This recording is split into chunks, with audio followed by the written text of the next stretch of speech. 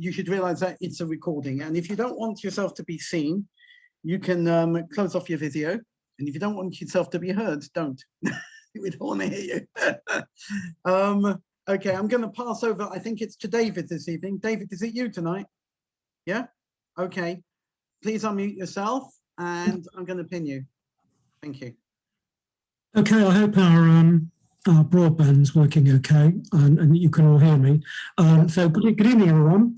I see we are once again broadcasting not only nationally but internationally. I see we have participants joining us tonight from Israel, as well as various other communities, both within the United Synagogue and without. And you're very welcome to Canton. You're very welcome indeed, and it's a pleasure to see you. I want to welcome Yehudis Fletcher here this evening. Yehudis, hi and welcome to Canton. I'm guessing this is possibly your first visit to Canton, is that right? I think it is, yes. Okay, well, you know, virtually, I suppose is better than nothing. So you're very welcome. So let's get on. And first things first. I just wonder how you're coping with these exceptional times. It just occurred to me this afternoon.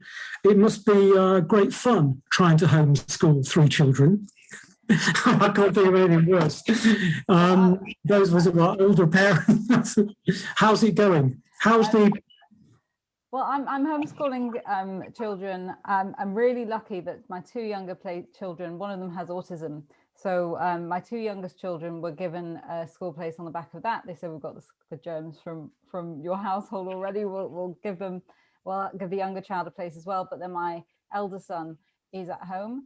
And I'm also at school myself. I'm doing a full-time university degree. So it's been the battle of broadband, which I think is what's going on in lots of people's houses. But actually, lockdown has been an awful, and we've all had particularly, I know myself personally, I lost people who are dear to me and people who I respect, but also lockdown's been an opportunity for I guess building the community back a little bit better, because we've been forced to examine the way we do things and innovate and find new ways to come together as a community. So I think there's also been opportunities. Okay. Well, let's begin at the beginning. Yehudis is coming into us from Manchester, and though I recall your family name from Manchester, you're not a native-born Manc, are you? So, would you mind just taking us through a quick biography of how you came around? Yeah. So I'm a Glaswegian. It's funny because I don't have an accent, but I always say I'm just too from to have an accent. My father was a pulpit rabbi in Glasgow, and my mother very much led the community as well. And when I was 14, my family made Aliyah. And when I was 15, I came back to Manchester. So I only spent just a little over a year in Israel myself. I came back to Manchester. First, I lived with family friends, and then I was looking for somewhere else to live. And I moved in with the greenhouses, which is where I was sexually abused. And I guess my more public story starts. Hey, yeah. I'm just doing something. I'm just a short break while we're no, that's okay. They're used to the adverts on. Yeah. Okay, so you're in Manchester, and I think I read somewhere that you went to Yavneh School. Is that right? I did. I was at Yavneh for about. I found a bit strange. Because for the uninitiated, I think I'm right. I get the description right, but Yavneh is a section of King David High School in Manchester, yeah. which was created to attract more Orthodox girls. But King David itself, the main school, is very akin to a school some of us know called JFS. So I found it a bit strange. I mean, although Yavneh is not JFS or King David, I would have, were you at that time a member of a Charedi community? Because I thought there's no shortage of Charedi schools in Manchester. So I found it a bit strange that you were at Yavneh. I was already at that time I had my heart set that I was going to go to university, which is why when I came back to Manchester, it was a question of joining a new school. I came into Yavneh. Yavneh itself, yes, King David is a bit like JFS, but Yavneh is more like Hasmonean girls. So that was the thought. But anyway, I didn't last there very long, because I think Greenhouse himself realized that it was that bit more open of an environment, and so he removed me from that environment. I was only there for 6 months. So you were taken out of Yavne, you went to a courageous school in Manchester? No, I don't think he wanted me to be in school. He got me a job. I worked in a print house. Oh, sorry? I worked in a print house. Okay, right, okay. Well, you're in the, you're in Manchester and you're staying in the Greenhouse household, and that's kind of the preface to all these terrible events that took place. And what happened, and so on and so forth. But in the end, and after not one but 2 trials, because I think the first one resulted in a hung jury, so you had to go the whole thing twice, the perpetrator was eventually given a healthy prison sentence. And that was that. Reading about all of this and this abuse and everything, what emerges, and you'll correct me if I'm wrong, but what emerges from this narrative over and over again is the cover-up, the failure. Actually, it's not a failure, is it? It's a refusal of the religious community to support you in any way. And sometimes I think it goes beyond refusal. So you get this outrageous situation of rabbis and others actually defending wrongdoer. Yeah. And you wrote very forcefully about this in an article for Haaretz. This must have devastated you. The very people you would expect to be supportive and sympathetic weren't. Is that correct? Yeah, and I'm going to answer that in a second. But before I do, I just want to say to the rest of the people listening that you all know what I've come on to talk about tonight, but maybe it's a good idea to remind you that these can be triggering issues. It might be issues that you thought you might be ready to listen to, but then when you start hearing me talk about them, you start feeling like, oh, that doesn't sit quite right with me, or you start to feel like you need a bit of support. If you want to reach out to the charity that I work for, Migdal Emunah, I'll put the website details in the chat before we finish. And there are lots of good resources, I'm sure via your shul as well, if you prefer to reach out to somebody privately. And with that out of the way, I'll answer David's question. When the judge came to sentence Greenhouse, he made it very clear that part of the abuse was not just sexual abuse, it was religious abuse. And whilst it was Greenhouse that he was sentencing, it was very clear that Greenhouse had relied on the tacit approval of the community that he was in to get away with what he was doing, because he'd been doing it for so long and got away with it for so long.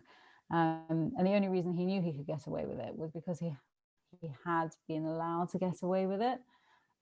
So for me, it was not just abuse on a sexual or personal level. It's the whole community. It's not just religion. It's your community. It's your whole.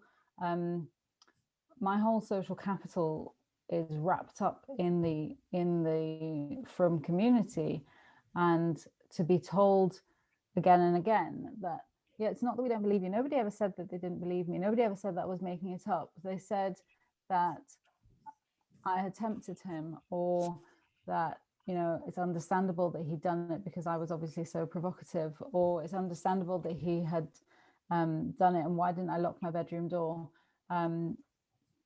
And that kind of shifting of the blame, like the victim blaming, was very apparent. You mentioned that you've already just mentioned it a moment ago, that the organisation Migdal Emunah, which gave you support at the time, and now you're working for them as an independent sexual violence advisor. So could you, I don't know much about Migdal Emunah other than what I've read about you. So please tell us, what is Migdal Emunah? What does it do? So we're a small charity providing support to people across the spectrum of the Jewish community who've experienced sexual abuse in one way or another, and also providing advice and support to organizations who want to do a better job of protecting the people who use their services. So not just, I mean, it's not just about dry policies, it's about thinking creatively about how we can make spaces in the Jewish community safer, and what best practice, what good really looks like.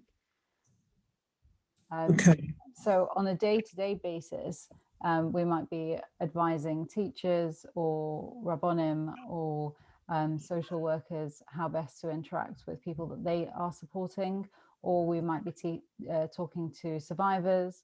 We might be talking to someone who is never going to report their abuse to the police and just wants access to counselling, or we might be dealing with, you know, a recent assault, somebody who needs to be taken to the hospital, somebody who needs to be taken to the police station. So the whole range of support services. Okay. There was an article, as you know, about you in JC, I don't know, was it 3 weeks, a month ago, something like that. In the article there, the article pointed out that given the experience you had with Greenhouse, there were a number of responses that people might make. You might turn your back on a community that had let them down so badly, and there might be others who would admit defeat and disappear into silence and anonymity. And frankly, I mean, you know, judge not thy fellow man till thou comest in his place. You know, as the good book says. You know, how could you? You know, you couldn't criticize either of those two things. As it happens, you did neither of those things, and you used those dreadful experiences to embark on a career of social and political activism in order to empower others in the Charedi community. And a community which you said, I love this, you said, I was born into and which no one gets to throw me out of. It's great, you know, great quotation. So last year, I mean, I'm sure one thing follows from the other, quite as sort of neatly as I'm perhaps making it out to be. But last year, you were involved in the foundation of Nahamu. That was 2020, is that right? Yeah. 2020, yeah, okay. You involved in the foundation of Nahamu. So tell us about Nahamu. Okay, so Nahamu, I mean, it's really the name and the corporation that was given to the activism that I was doing for a while already, but I didn't want anyone to sue me, so I needed to incorporate because I was saying some really bold things that came across as bold and radical, but actually are really basic. Nahamu is about raising awareness around ideologically motivated harms. So I started first talking about the cover-up of sexual abuse. Like you pointed out, it's not just the sexual abuse itself, it's the cover-up. And then thinking about why people were doing that. You know, the people that covered up my sexual abuse weren't doing it because they were bad people. They were doing it because they thought it was the right thing to do. And very soon after thinking about that and talking to other people about that, I started thinking about marriages and forced marriage and marital rape within some marriages. And I started to expand that thinking to think about what are the other harms that we can talk about that occur within other religious communities as well, but particularly because I'm interested in the Jewish community. What are the harms that occur that are ideologically motivated? What are people doing because they think it's the right thing to do, but they're actually hurting the people that they love the most when they do it? So we identified 5 different harms, and you can go to the Nahamu website and find out more about each of them. But they are basically sort of the systemic denial of secular education, the cover-up of sexual abuse, forced marriage, the kind of real restriction on autonomy, and also what we call coerced criminality, which is where benefit fraud becomes endemic in certain pockets of the community. And that's also very much linked to the denial of secular education.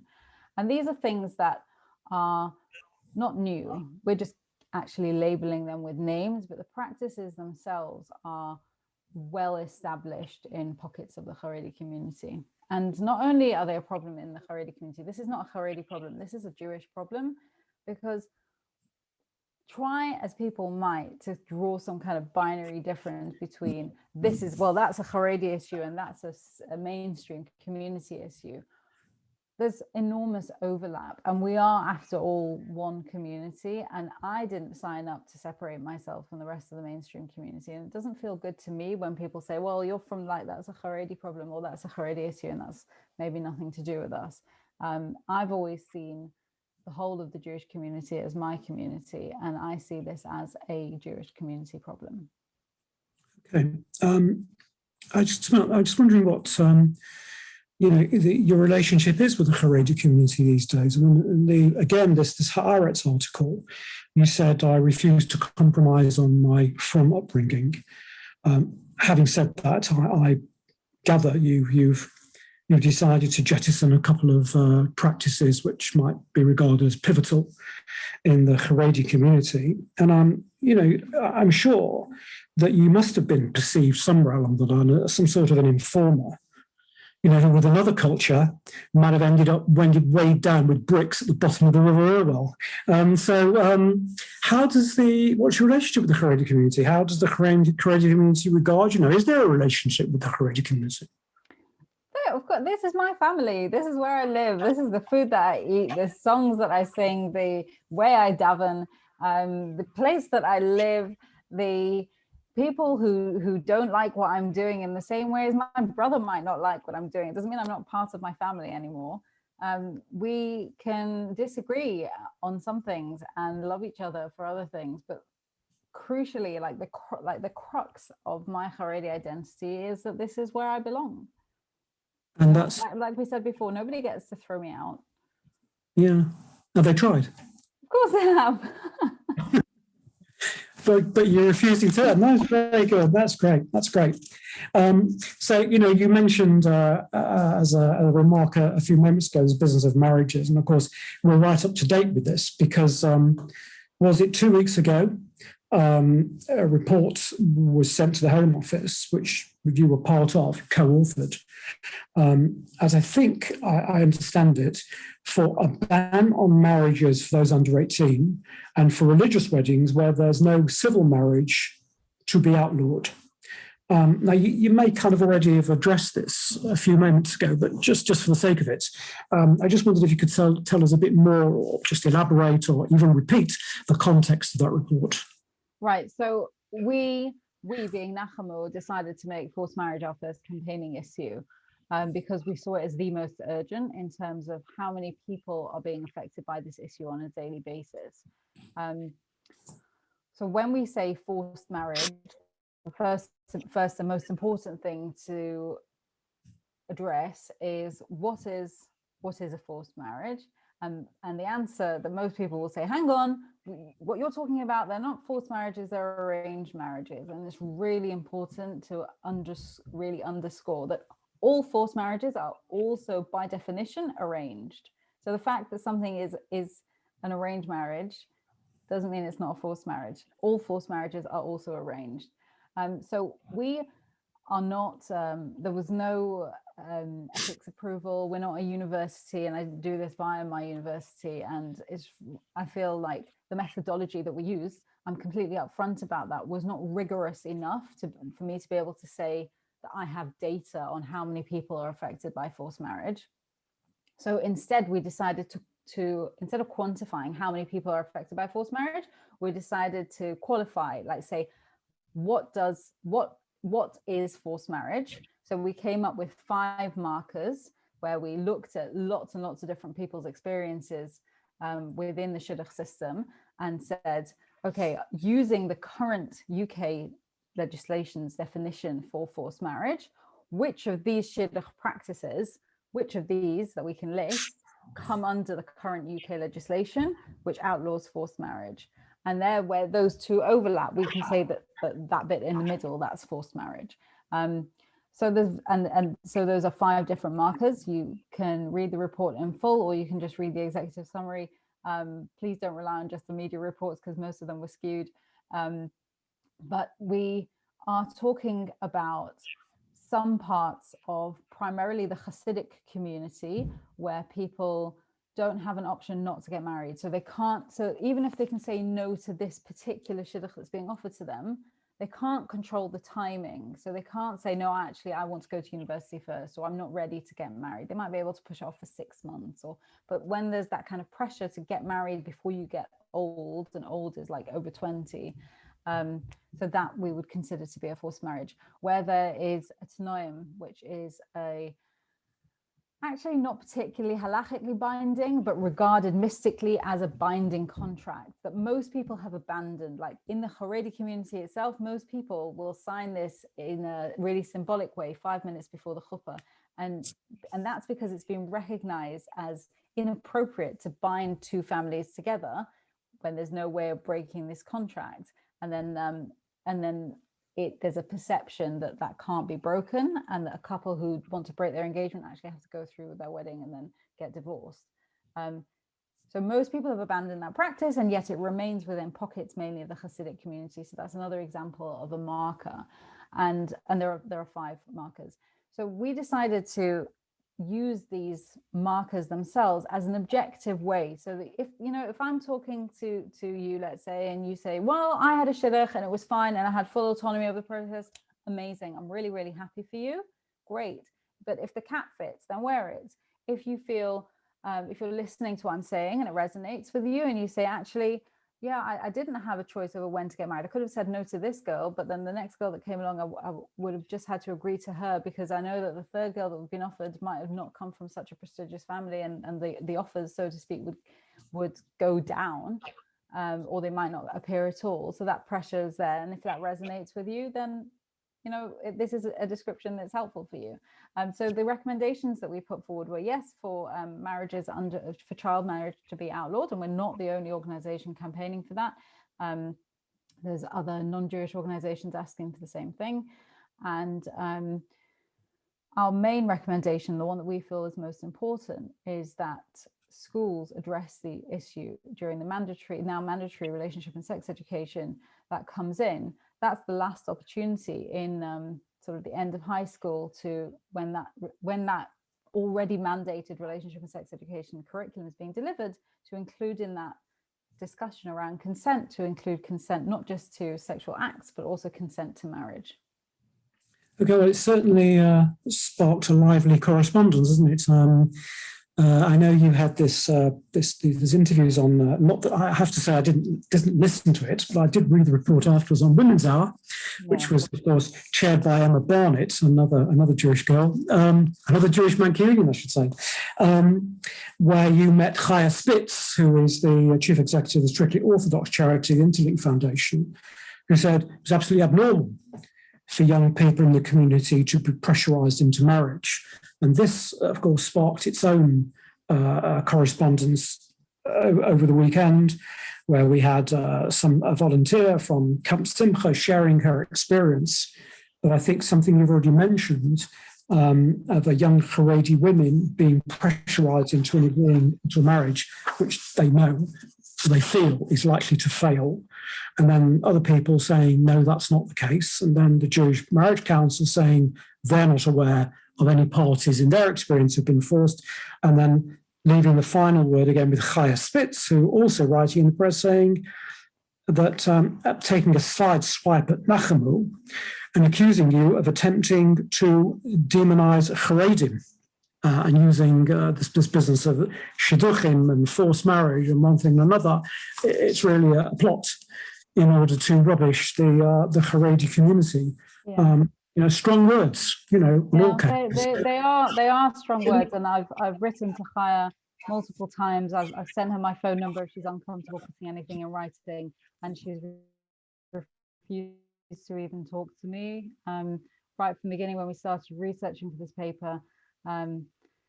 So I'm more than happy to talk to her if she'd like to ask any questions or engage in debate. You can disagree with me. I'm more than happy to just for people to disagree with what I'm saying, but I invite dialogue.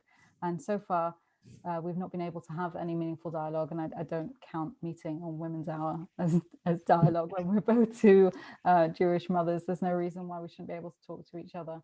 And there's no there's no court of intermediary, who's making a shidduch between with you and the Chaya Spitz, to.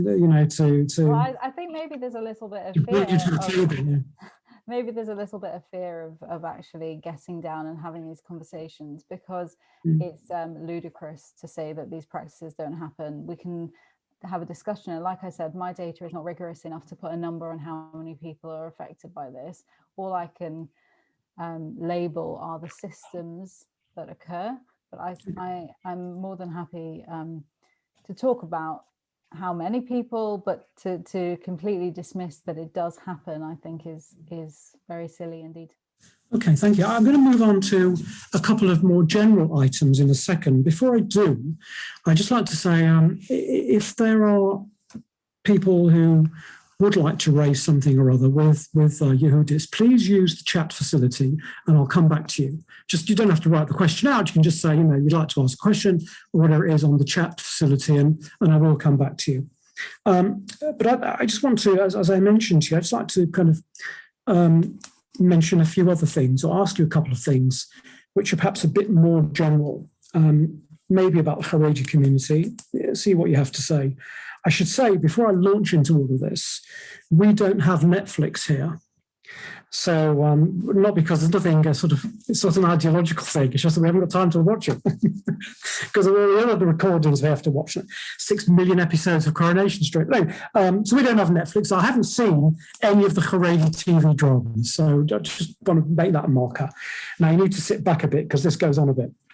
To put it mildly, the Charedi community's reputation hasn't actually been enhanced by the COVID crisis. I don't know what goes on in Manchester, but here, that we hear and read reports of how the Charedim, each and every single one of the Charedim, of course, has been ignoring the government's guidance and regulations. So you hear about weddings for 100, 200, 300 people, take your choice. And all those weddings are celebrated with due gusto. And it's not just that apparent contempt which embarrasses those of us who aren't Charedim, but our own rules say, dina de malchuta dina, you do what you're told, you do what the country says you do. And there's a whole issue about pikuach nefesh being more, the saving of a life being of cardinal importance. It's true that there's been some rabbinic backtracking on this of late, but our more religious brethren, if you excuse the expression, sticking two hairy fingers up at the regulations, and then deliberately placing themselves in a situation where lives may be lost. And the recent appointment of Rabbi Yossi Teitelbaum as the local COVID crisis supremo, a guy who has a history of encouraging large assemblies during the crisis, hasn't actually encouraged, hasn't helped. Now, I've had a feeling for some time that this whole situation is it's too easy, it's too simple, it's too trite, and it also may be wrong. And I think it's just too easy to swallow all of this. And maybe you'll correct me, but it's too easy to swallow all of this and to indulge in some sort of Charedi bashing. I just think there's more to it. And I just think that because we live in a different type of community, there's something about Charedi communities and Charedi life that we just don't get. We're not with it. So after all of that, here at last is the question. I'm wondering if you can cast some light on this, as a sort of an insider. Can you throw any light on our perceptions of the way in which people are behaving, which seems to us to be totally unacceptable? I mean, I just think we're missing something. Do you have a comment about that? Okay, long question. I think it's a little bit of a long answer. For the full answer, you need to have a look at Manchester Limit's YouTube stream, where there is a recording of my talk, Who is a Charedi Jew? Which addresses a lot of these questions. I think that often Charedim face bigotry within the wider Jewish community, and we are first of all, we're perceived as the most religious, and sometimes that's because community leaders say we're more religious, but actually it's important to understand that just because there is performative observance, that doesn't mean that people's actions and motivations are faith-driven. We behave as any insular group do, right? So we as the Charedi community, first of all, we're not homogenous. But if you're trying to, so it's really important to separate between different parts of the Charedi community, but in the part of the Charedi community where there has been largely wholesale disregard. So when I say wholesale disregard, somebody might come and say, no, I live in my Daven in Vishnitz and I've been wearing a mask the whole way through. I'm quite sure you do, but I'm talking about synagogues and yeshivas and schools that have been, I think most of the primary schools were closed at the beginning, but in the latest lockdown, all the children were encouraged to register as children of key workers. So schools were operating at 100% capacity. So what we're talking about, that part of the community where that kind of wholesale behavior was happening. It's really important to stop thinking about what might be the religious motivations for this and just think about what are the sociological reasons for this. Now, take a step back, because I cannot stand anthropologists, which is what I call anthro-apologies, where you come up with these sophisticated apologetics building on people's sociological backgrounds. So it's not about apologizing for bad behavior, but it is important to understand that people have multiple identities and religious is just one of them. And for many people, wearing a fur hat and white socks and shaving your head and wearing a tichel, those are not functions of your religion. Those are cultural functions that you engage in because that's the way you're comfortable behaving, in the same way as people who are from, I don't know, Northwest London might have certain social cultural norms. If you're from Stamford Hill, you've got other certain cultural norms that you engage in, and they're not thought out, complex, rational, like decision making. It's how everyone around you is behaving.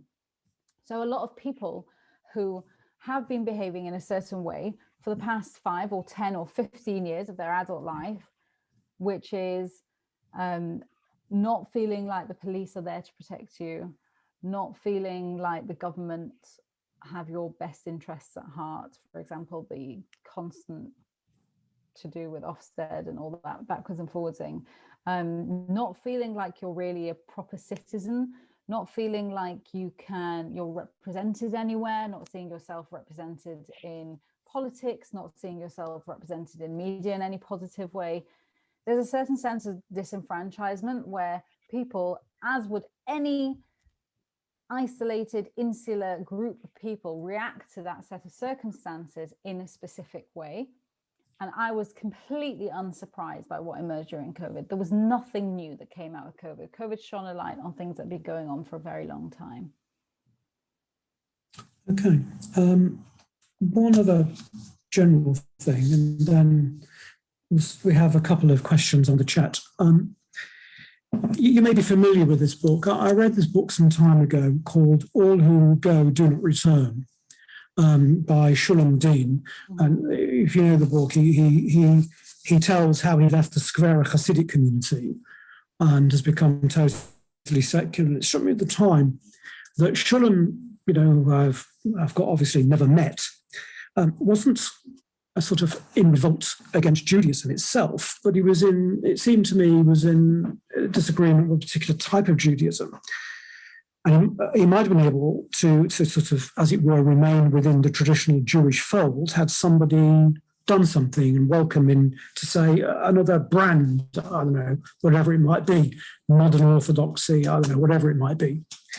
And the fact that Shulam became totally secular seemed to me at the time to be a failure on behalf of maybe the world that those of us who are on this call occupy.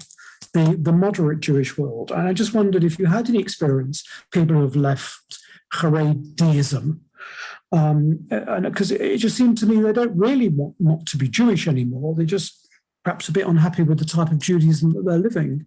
Maybe that's what Nahamu is going to do. Well, Nahamu is not a service organization. It's a policy making or advising on policy. But Absolutely. So first of all, I absolutely respect people's agency to, if they want to, many people are traumatized by Judaism and they just don't want anything to do with it. So I'm not commenting on Shalom Dean. It's an excellent book. He's also a beautiful writer. If you want to read something like that written by a woman, I'd read Cut Me Loose by Leah Vincent. And it's important to recognize that some people do just want to leave everything behind, and so like they should be entitled to do that without having to justify themselves. However, many people are just looking for something a bit more where they can still practice Judaism but without the sort of really heavy restraints, and be able to connect with Judaism on a level that doesn't feel abusive if their previous strain of Judaism has felt abusive to them, or they've encountered a lot of abuse within that strain of Judaism. It's really hard. It's really hard to come across with no education, no way to support yourself. I spoke to one mum who left the Hasidic community, and I asked her, when did you stop eating kosher? When did you start eating treif? And she said to me, Yehudis, I had all my little children. It was Friday. I had no money to make Shabbos, and I was in Asda trying to buy some bits and pieces for Shabbos, and the tray for chickens cost $1.99. So I bought a tray for chicken and I made Shabbos. Right. We always, totally something completely different. You've mentioned this before, but you come to university study at a relatively late stage, and I'm just wondering how you're. Apart from the incidental matter having to bring up 3 children, how homeschool them maybe,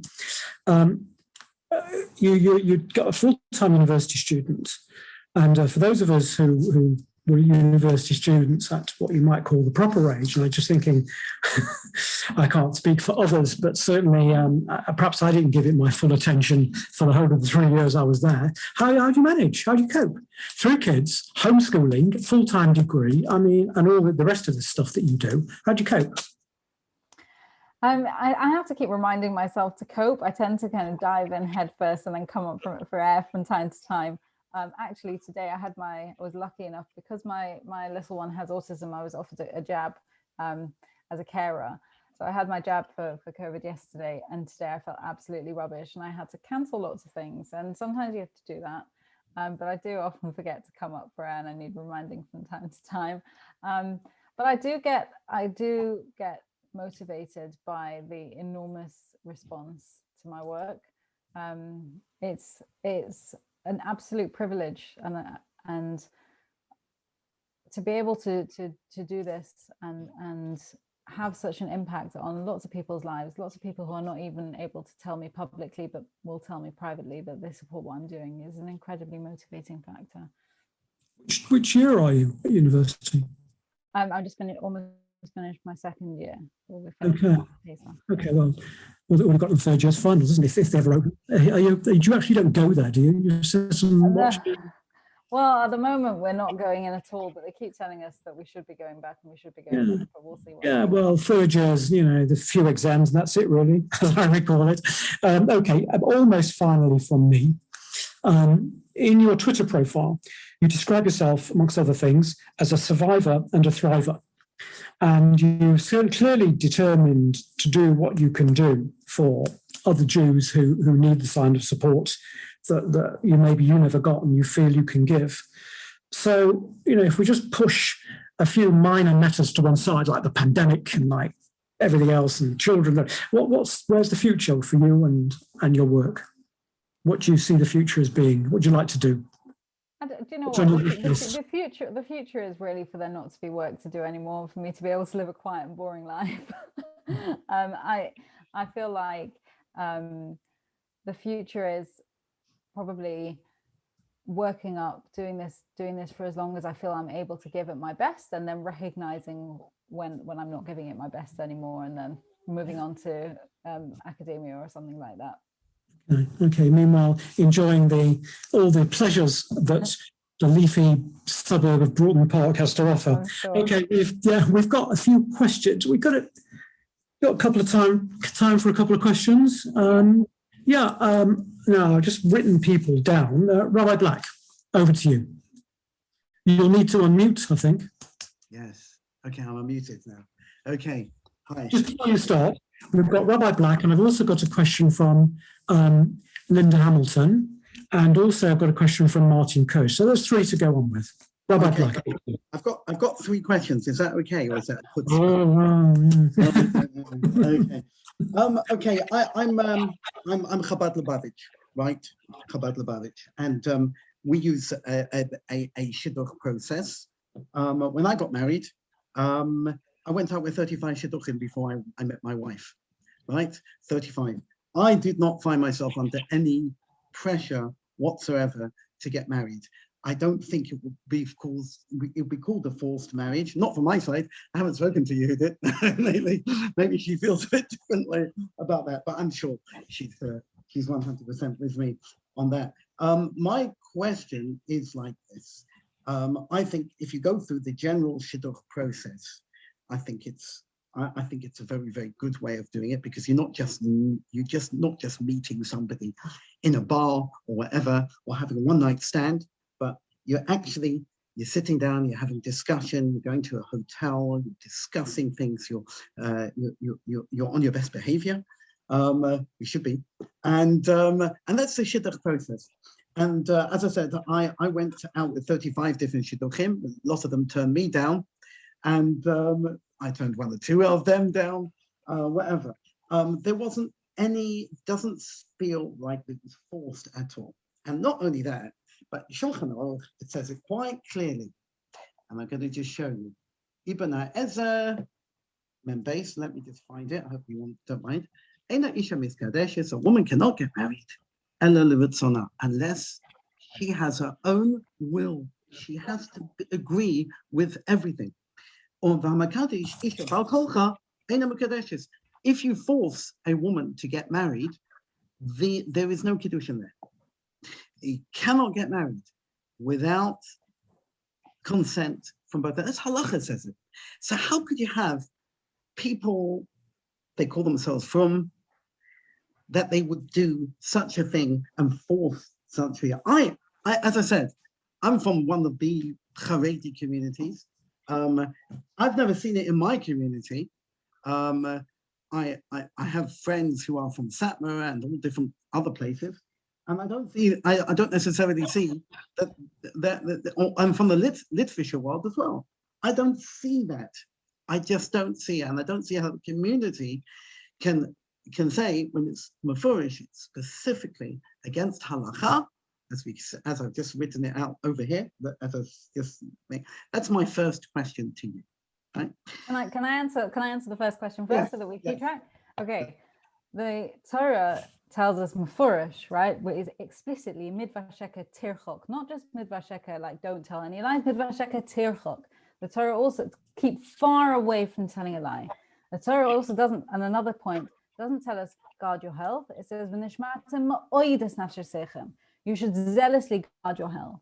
And yet we have extremely Charedi presenting people who are blatantly lying to police in their face about the chasna that's going on, about the wedding that's going on behind the closed doors, getting everyone to take their tehillim out to look as if they're in the middle of an act of worship, putting people at risk of death. So it makes absolutely no difference that the Shulchan Aruch asks it, that the Shulchan Aruch forbids this behavior. L'maisa, the fact is, the people are engaging in these behaviors. We've spoken to them. I know these people. I have seen these practices again and again and again. And also, you didn't go through that process. You went out on 35 shidduchim. Amazing. I'm really, really happy for you that you had that autonomous experience. Many people are not that lucky. And to address your last point, where you say you haven't seen it and you have friends in Satmar who haven't seen it, sometimes when we're not live to issues, or it's something that we don't think about, or that we haven't thought about clearly before, or we've got a very specific viewpoint on, we don't notice the other side because we're just not looking for it. So maybe I would invite you to read the paper carefully, where we go in detail through the markers of forced marriage, And I'd love to talk to you about it offline, as we say. Okay. Well. Okay. So my next question is like this. I hope you don't mind this. Okay. No, that's fine. This is your personal experience. You spoke with Mr. Greenhouse, who's now residing at Her Majesty's pleasure. I don't know where he is, but somewhere. You spoke against the way the community dealt with the allegations against Mr. Greenhouse. My question to you is, did you, however, on the other hand, receive support from any Charedi people, from Rabbonim in Gateshead or whatever it might happen to be? Did you receive any of that support, or and in fact against Todros Greenhouse, or against in the allegations that were made against him, etc.? Did you receive any support from the Charedi community at all? I had several phone conversations with Rabbi Zimmerman. Yeah. Around the logistics of the trial. Yeah. And whether or not I asked him whether or not I was allowed to give evidence, and he said yes, and we discussed that a little bit, and I've kept in touch with him since.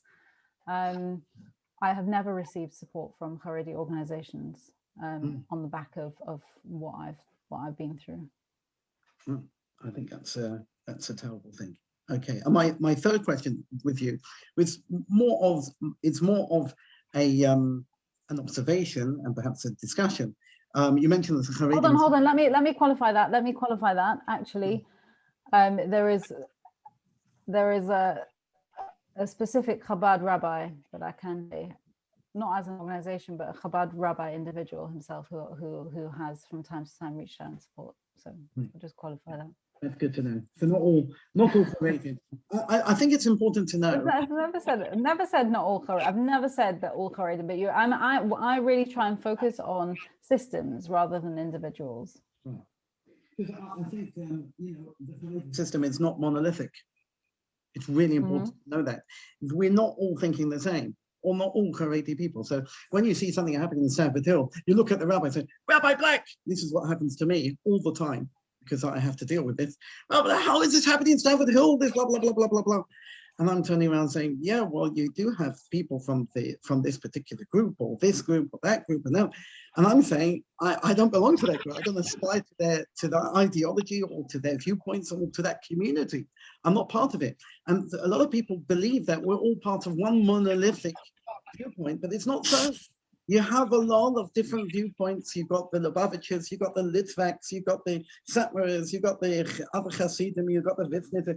It's mind-boggling what goes on. Actually, it's a really difficult problem, because if you really wanted every single Charedi to toe the line, it will never happen, because there are so many different rabbis and so many different viewpoints there.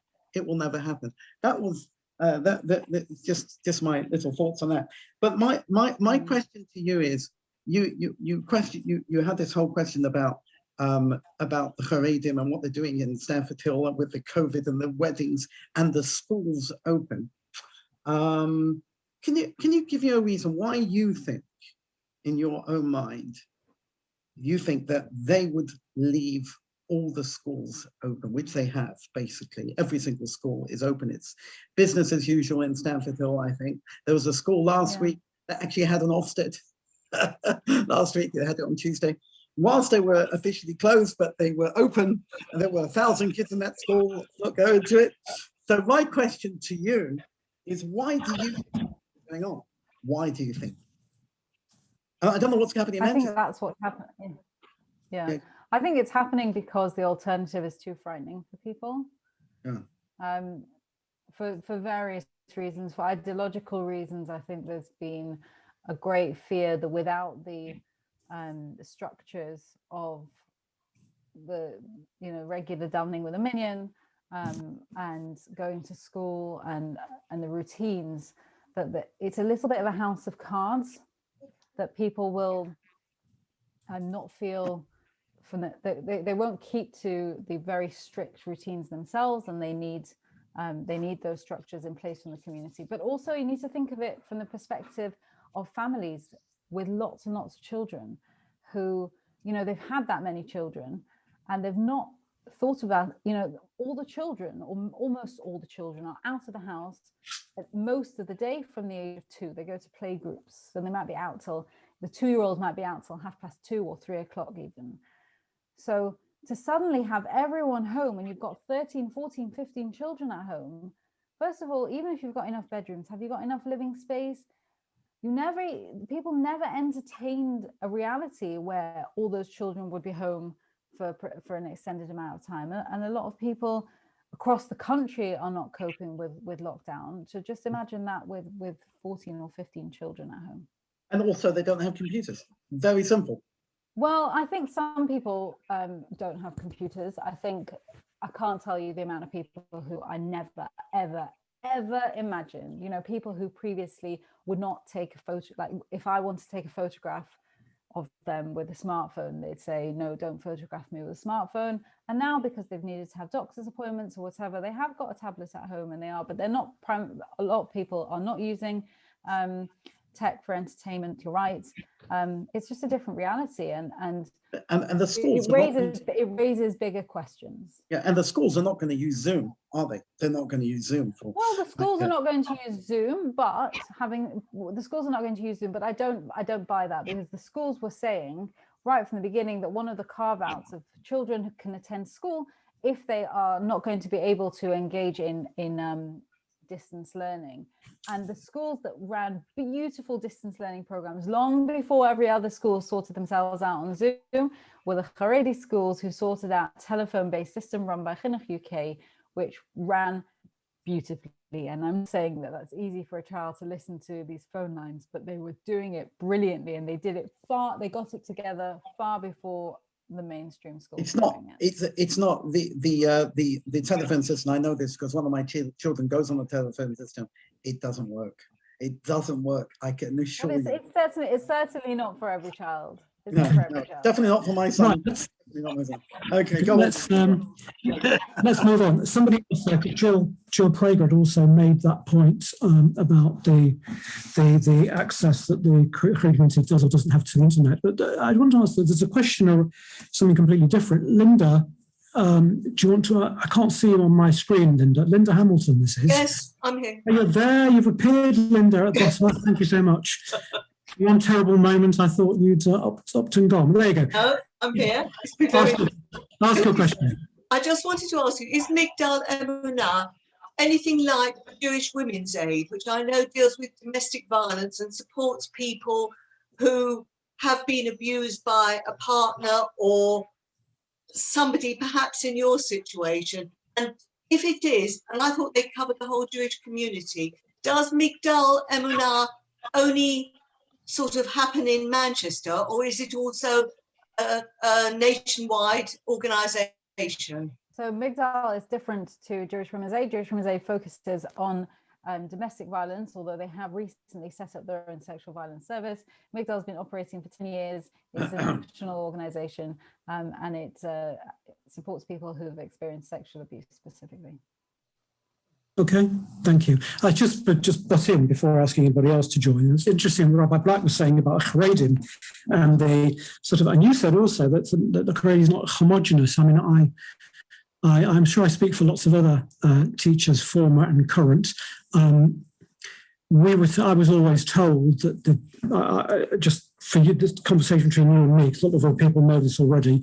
I spent some years as a deputy head at JFS, and we were always told, and there's another ex-colleague, Esther, on the line here, we were told the JFS kids this, the JFS kids that, the JFS kids the other. Each and every single one of them, of course, has not done what or met the expectations. There may be one or two here, none of the JFS kids this, and all of the JFS. So I got a certain amount of sympathy there. Okay, Martin Kirsch has put a few things on the chat, which I would not presume to speak on his behalf. So Martin, if you would like to, in the interest of the hour, maybe choose maybe one and a half of those things, and the floor is yours. If we go through them quickly, can I choose all three? Because I'd like an answer. So it's I'd like an answer from you. The first question is probably the easiest one, so we'll deal with that quickly. does abuse in the Charedi community work the other way? In other words, woman on man rather than man on woman? I think there is abuse across, I mean, this isn't unique to the Charedi community, but there is definitely female on male sexual abuse across society, and that also presents in the Charedi community. But obviously, or presumably, it's not as great as the other way, as man on woman. So, I don't have the statistics, but they would be lower. physical and mental abuse. Sexual abuse as well. And sexual abuse. Well, physical. Right, okay. The next question is, you use the word insular to describe the Haredim community, but isn't that their choice? They don't actually reach out to embrace the mainstream Jewish community or the wider community for that matter. Who is they? Right? Haredim.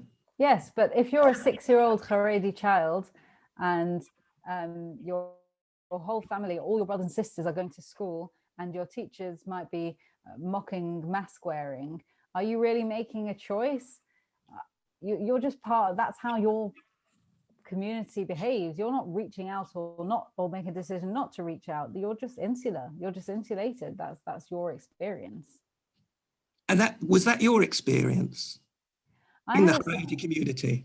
I had a slightly different experience because my father was a pulpit rabbi in a less religious community or in a less observant community. I think ideologically I was insulated, yes. And it was after your experience, presumably, that you decided to, well, you had to leave, presumably, or you had to. I haven't left, I'm still here. Ah, okay. The third question, the breaking of the COVID rules, example, mass gatherings, simchot, weddings, levayas, matzevas, have shown the Haredim in a very bad light. Is it incumbent on the chief rabbi and the mainstream Jewish community to speak out against this flagrant law breaking, as has been done? The intentional breaking of the law shows all Jews in a bad light and encourages latent and overt anti-Semitism. Do you agree? No, I don't agree, and I'll tell you why. Bigots are responsible for their own bigotry. We don't encourage anti-Semitism. Anti-Semites make their own choices. That's the first thing. The second thing is, like I said before, COVID has brought absolutely nothing new. It's highlighted old problems. I don't want mainstream leadership to speak out because they're embarrassed of Haredim. I want mainstream leadership to speak out because they care about people who are vulnerable within my community. Right, there you go. Thank you. Clemmy, your turn. But you'll need to unmute yourself unless you want to mime the question. Hi, thank you for your passionate talk. First of all, I want to say how sorry I am that you had to experience what you experienced, and I acknowledge your pain. So now, I had one tiny experience of addressing an issue in the Stamford Hill community. A friend of mine was going through a very traumatic divorce, and she went from friend to friend, from woman to woman, from rabbi to rabbi, to ask for help, to help her resolve this issue.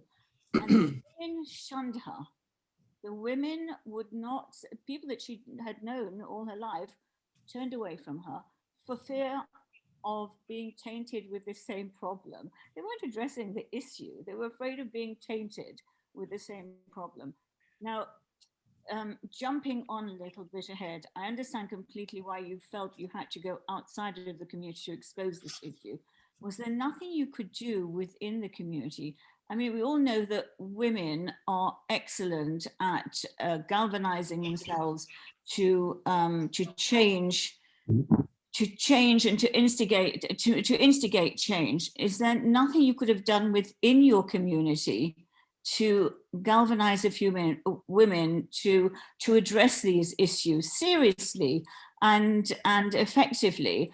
And I did just wanted to say that something that Rabbi Black had already said. Did nobody hear your pain within your community?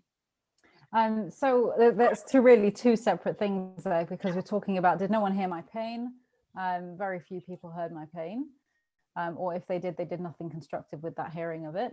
And secondly, was there nothing I could do to galvanize women to address it? There was lots I could do. I did it for 15 years, and now I've had to go outside. Okay, done? Okay, thank you. But we had an observation on the chat from Jude Rose. Jude, I don't know if you want to share that, if you're still here, whether you want to share that observation with us. Sure, I don't mind sharing my observation. Thank you. I just wanted to say that I come from a Chabad background, and forced marriages happen in every single community, because I had a forced marriage at the age of 19.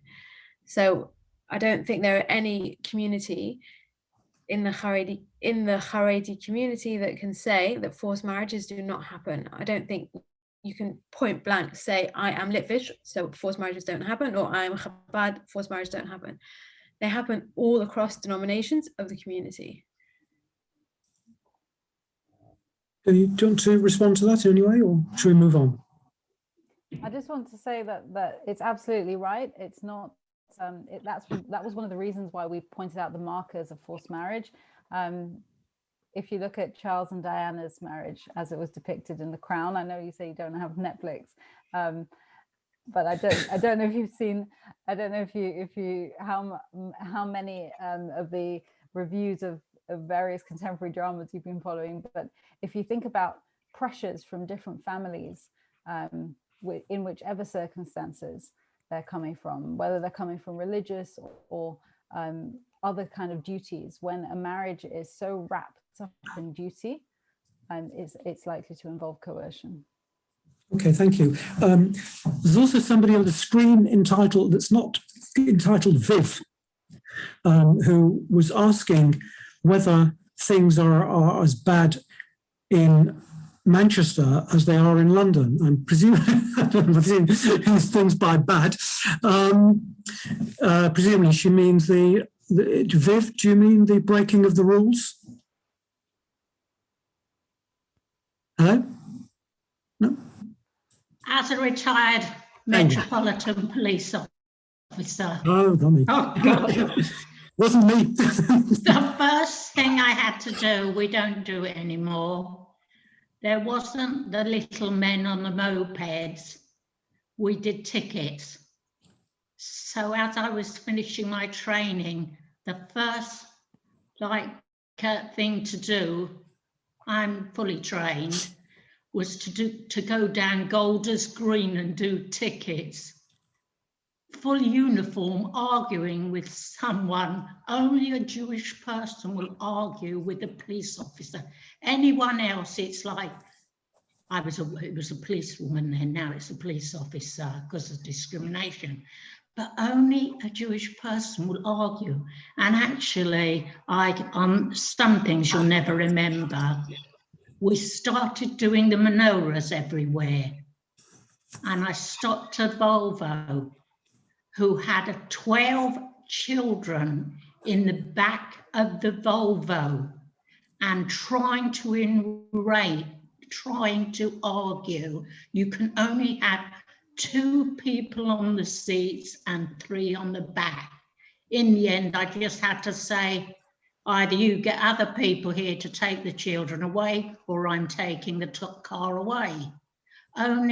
But when we were talking about what we're discussing tonight, it isn't an embarrassment for me because I'm a Jewish police officer, but it did get to the state, for instance, it's been shown on the news, Sanford Hill had to actually put signs on the lampposts because of people are walking together. And the chief rabbi actually went on the news saying to people to stop doing the things because people weren't listening. That's never been done before.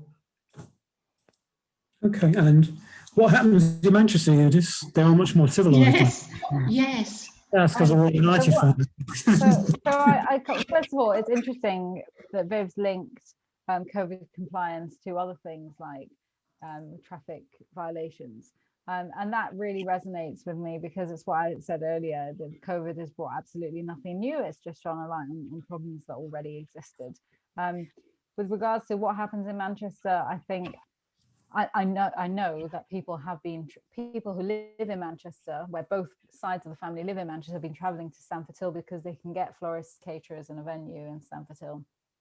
Okay, well, on my mother's side, I come from Manchester. That part of the family come from Manchester. So I just wondered whether it was exactly the same. You can't tell people.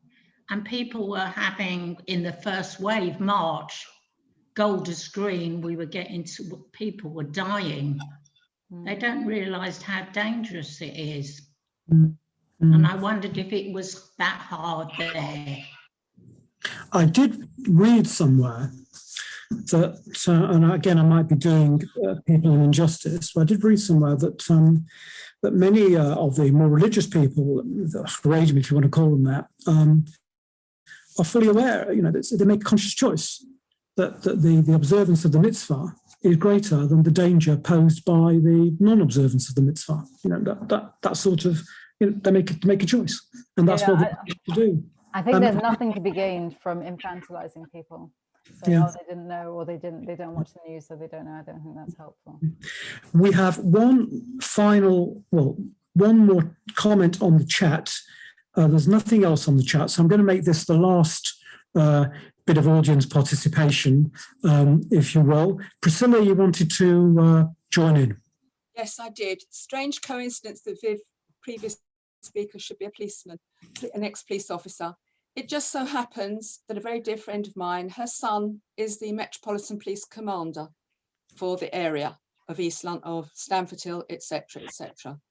And the comments that I'm getting, that I find very, very difficult to counter, are how rude and arrogant people are.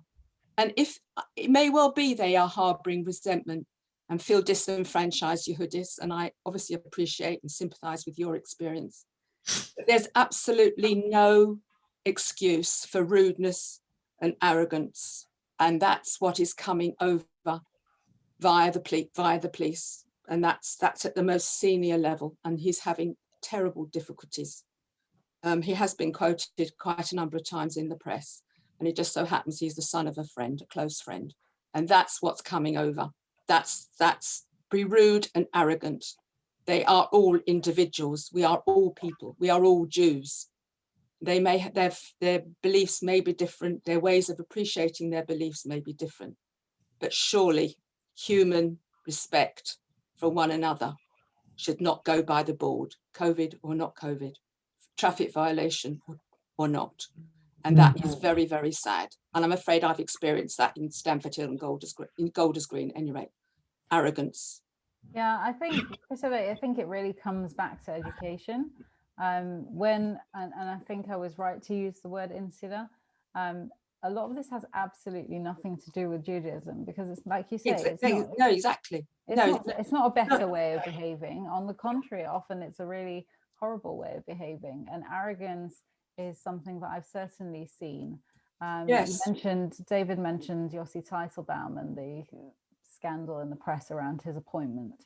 There has been, COVID is only the latest example, but how to get past Ofsted and how to keep, how to keep things running without getting caught, and what we call coerced criminality with benefit fraud. It's been going on for years and years and years. It's not new. I think my core goal is to address the children and young people in these communities and ensure that they have autonomy in the future, so that they are able to experience a broader worldview. No, because if they see their parents expressing this arrogance and disrespect, unless, as you say, they're educated, they're just going to continue. Well, there is a duty. There is a duty on all of us to ensure that children access an education, and they're entitled to it. They're entitled to it. They are absolutely entitled to it. And at the moment, it's not been politically expedient to do enough about it, and masses of children in my community are not receiving a broad and balanced education, and that is a scandal. And Good luck. Marlene, Marlene, as I said, that was the last comment of the evening. In fact, I slipped up there. It was the penultimate comment of the evening, because we've got a comment from Marlene in Netanya, who's telling us that it's not all that different. Her experience in Israel is not all that different to what you've been hearing. Marlene, do you want to elaborate? Marlene obviously doesn't want to elaborate on. Okay. She does. Okay, you there? I am here. There you are, yes. Hold on, I'll be on the video. Do you want Hi, to say something? I am here. The fact is, it's no different here in Israel. The Charedim also are not keeping any of the laws. They're thumbing up their fingers to everything. There was a shutdown over Purim, and of course, they didn't listen. They congregated, had their huge parties, and carried on life as usual. It's not only the Charedim, I have to say. Many secular Israelis and a lot of Israelis in general are not keeping to the rules.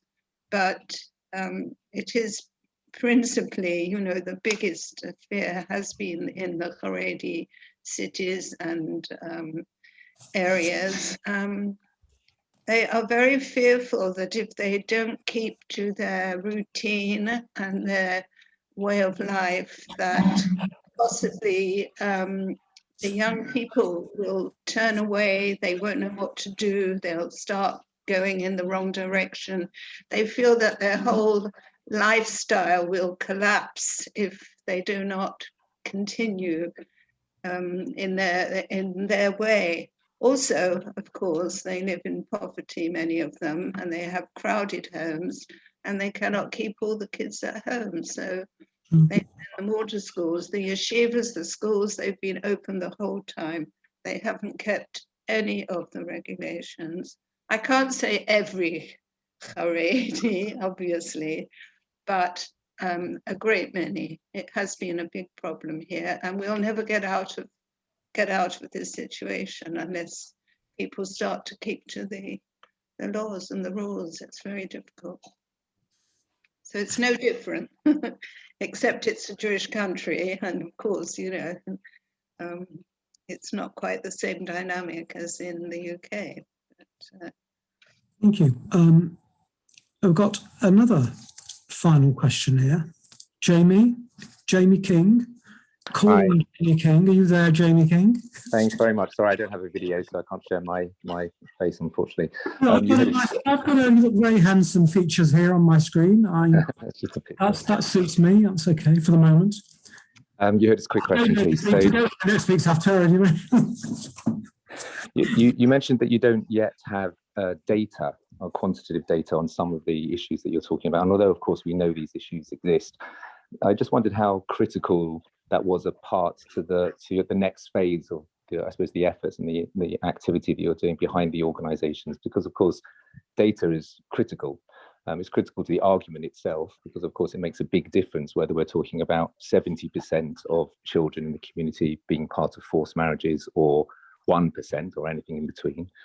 And also because in the world where sound bites and overgeneralizations and simplifications are everything in the media, we come out often of these conversations with sentiments like all Charedi break the law, they're all on benefit frauds, they all cheat, none of them pay taxes, none of them work, etc., which of course is not true. And you've explained it's not true. It's not a homogenous community. So again, the data would help to give some context to that as well.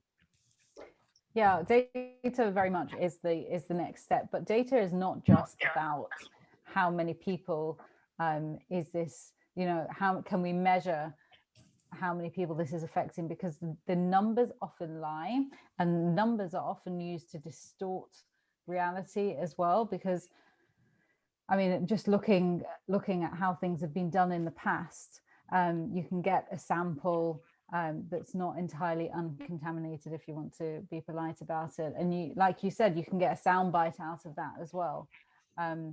So what we've tried to do very carefully is identify the systems and then ask questions about, okay, so what percentage of people would buy into this system is an important question to ask. But I would be well, I think data is definitely the next step, and it needs to be approached very, very carefully. Thank you.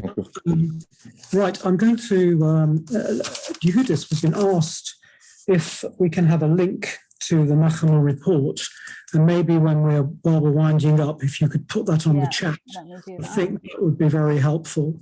I just want to make a final comment about the Charedim, and just the following anecdote. I'll be as quick as I can. When I was at JFS, we had a number of troubled young people, troubled families, and there was one particular family I'm thinking of where there were 3 children. The father had died and the mother had had a stroke and was in hospital. And the family lived in Hackney or in Stamford Hill, certainly northeast East London, somewhere around there. And it fell to my lot to find support for this family, the kind of practical support that would support 3 school-age children. One was taking A-levels, one was taking GCSE, and one was in year 9 doing Key Stage 3 sets. So they were pretty much at pivotal, crucial, the worst possible time for these to happen. 3 kids left on their own at home. The only group of people who were interested in offering any kind of practical, sensible guidance and help and support was a particular group of Hasidim in Stamford Hill. So, I thought I would just put that in. Nobody else wanted to know. Everybody else said, well, we're more than happy to invite them for dinner on Friday night. That's not what we want, but I won't go into all of that. So I just thought I'd stick that in. Okay, we've come to the end of I think, a grueling, perhaps grueling is the wrong word, a long session. And Yehudis, I just want to say on behalf of all of us, actually, before I thank you, I must also, remiss of me to, I want to thank the Office of the Chief Rabbis and the Chief Rabbis projects for their continuing support of everything we do in Kenton, including this evening. It's really most appreciated, and we're indeed very grateful that these projects can go ahead with Chief Rabbi support. We are really very grateful for that. Okay, now we'll come to you, Yehudis. Thank you so much for giving up your time to join us this evening. It's been a great evening. It's been a fascinating evening, and in many ways, a very inspiring and stimulating evening. I think most of us, I'm sure, that we cannot possibly fail to be impressed and moved by your commitment. And despite, or maybe because of what has happened to you, the line you've taken, the leadership you've taken in promoting the cause, as you've said, from time to time, for the whole of the Jewish people. So all we do is wish you well for the future. And thank you so much for the present. It's been a great evening. Thank you very much. Rabbi Black, you can, I don't know what everybody else wants to do, if you want to unmute, because there are certain people, I know I said this last time, there are certain people who can't stay too long because they have to get their homework done for their U3A English literature class in the morning, and they wouldn't be wanting to, I'm not mentioning any names, but just looking through. David. All right, David. All right. Okay, David. See you in the morning. If you'd like to unmute and normal business can resume. Thank you. Never say die, David, isn't it? Never say die. Thank you for a very inspiring talk. Thank you very much. You were wonderful. Good luck, Yehudis. Good luck. Thank you very much, everybody, for coming. Thank you very much. Marvellous. Thank you, David, for the opportunity. Just say, thank you. People caught it on the chat. We've got the link to the Nahamu report, which is there. If you have a look on the chat. Yeah. And you got to see it before it goes down, otherwise it's lost. Okay. Where is it? You must use 24 hours in the day for your living. What you do, you can't.